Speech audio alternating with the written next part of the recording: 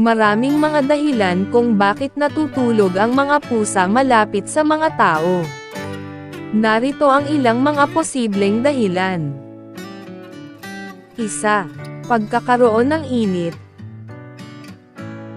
Gusto ng mga pusa ang init ng mga tao. Ang pagkakaroon ng init ay isa sa mga pangunahing dahilan kung bakit natutulog ang mga pusa malapit sa mga tao. Narito ang ilang mga kadahilanan kung bakit gusto ng mga pusa ang init. Una, pangangalaga sa temperatura. Ang mga pusa ay gusto ang temperatura na 20 hanggang 30 degrees Celsius, na halos katulad ng temperatura ng katawan ng mga tao. Pangalawang dahilan kung bakit natutulog sa tabi mo ang pusa ay dahil sa comfort. Ang init ay nagbibigay ng comfort at kasiyahan sa mga pusa. Pangatlo, pagpapalakas ng sistema ng katawan.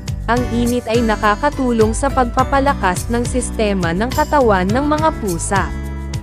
Pang-apat, pagpapababa ng stress.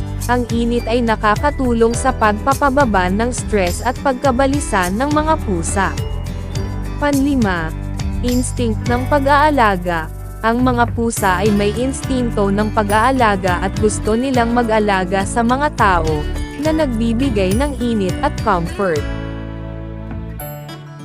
Pangalawang dahilan kung bakit natutulog sa tabi mo ang pusa ay dahil sa pagkakaroon ng seguridad.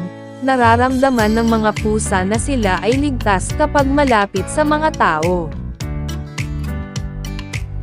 Pangatlo, pagkakaroon ng comfort. Gusto ng mga pusa ang comfort ng mga unan at mga kumot ng mga tao. At ang panghuling dahilan ay pagkakaroon ng pagmamahal. Nararamdaman ng mga pusa na sila ay minamahal kapag malapit sa mga tao.